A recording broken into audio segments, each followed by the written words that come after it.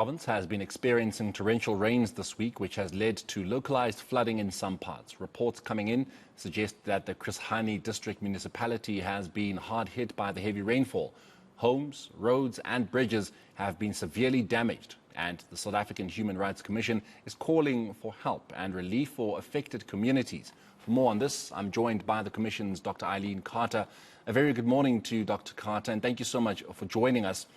Just how bad is the situation, and how much aid and relief is needed? Good afternoon, and good afternoon to your viewers as well. Well, as you've noted the past few years, we are definitely faced with an increase in natural disasters. So just as the province is getting in front of the most recent one, we are hit with another flood. So our team has been on the ground. We have been monitoring the situation. We've also been in contact with the provincial government and the municipalities. And again, we are in need of aid. We've been informed that about 125 learners and children are in need of food parcels and sanitation packs, as well as baby parcels. So that is in fact why we thought it prudent to go to communities, to our social partners, to business, to private sector, to say, let's take hands and see if we can address and assist these vulnerable communities. The Eastern Cape was not spared from the floods of April last year, because it was the Eastern Cape, it was KwaZulu-Natal, it was some parts of the Free State as well. Had the Eastern Cape recovered from that? Had the provincial government been able to at least suffer, not even suffer, but to recover from the suffering that was caused by that? I mean, you're mentioning that the province is stepping in front of one rain disaster only to be hit by another one. But had they actually managed to deal with the previous one? Apologies for my background noise. No, absolutely not. And even before then, there was a disaster and flooding, and bridges were damaged and roads were damaged. And the provincial government can just not keep up at this stage. That's why we need to make sure that climate change is at the forefront of planning.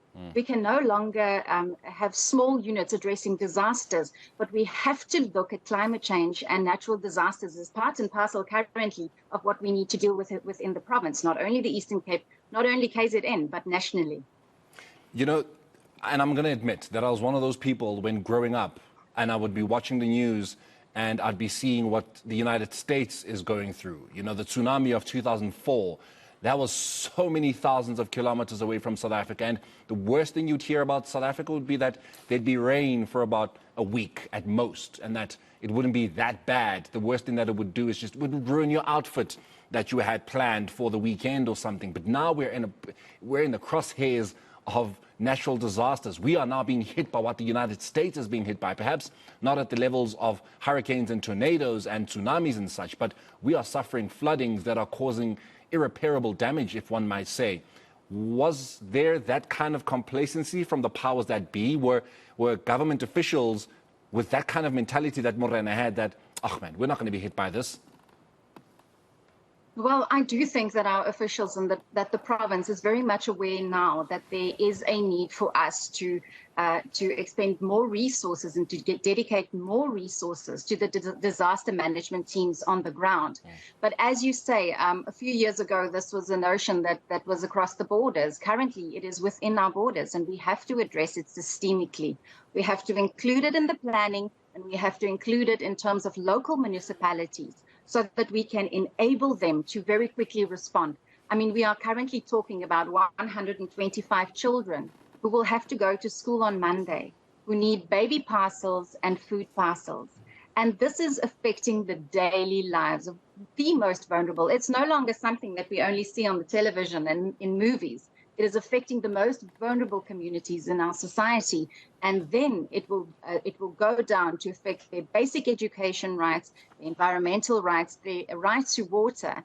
And at the end of the day, we have to start prioritizing resources towards disaster management and climate change. Usually, where government is concerned, and you know, I'm open for correction, but usually we're dealing with two problems.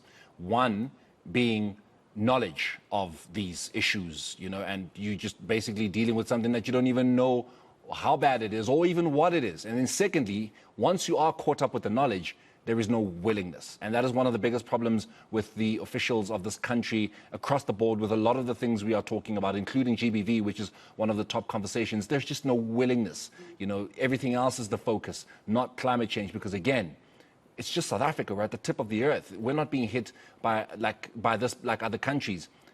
Do they know what they need to know, those in power, and do they want to do something about it once they do know? Well, I do think, I mean, this is a discussion we are currently having as a nation. And having dealt with the disaster management guys from Cocta and the province, definitely there is a willingness to address this.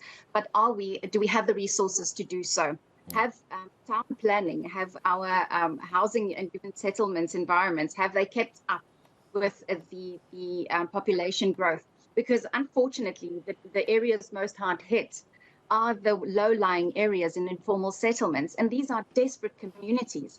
So we don't yet have the infrastructure to prevent what is clearly an issue currently on the ground. But it is at this stage a situation of can we keep up? So that is why the Human Rights Commission has made a call to its partners, social partners, private actors, and members of a broader constituency and broader community to come to the table to say, guys, these are people, these are vulnerable children, these are kids that need your assistance as well. And whilst we do put in place measures to monitor the effectiveness of government to respond to these ever-increasing natural disasters, can we please just attend to the needs of the children right now? Most definitely, and hopefully it's not just the Commission's partners that are coming on board, but those that are maybe not even partnering with you, those that understand the need, you know, for this kind of philanthropy and the kind of urgency that is needed at the moment. Dr. Eileen Carter, we'll leave it there with you. Thank you so much for joining us and putting your plea, of course, on the screens. That is Dr. Eileen Carter from the South African Human Rights Commission. Staying with